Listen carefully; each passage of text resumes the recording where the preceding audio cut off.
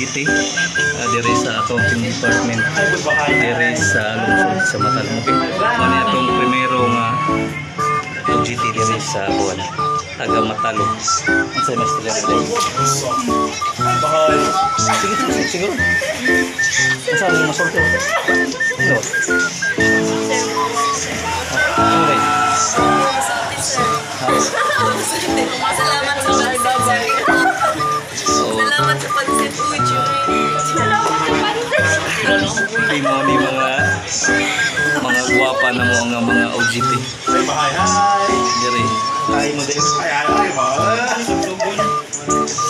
Mo ni mga Miss Universe sa mga OGT sa Matalom National High School. Good luck o God bless.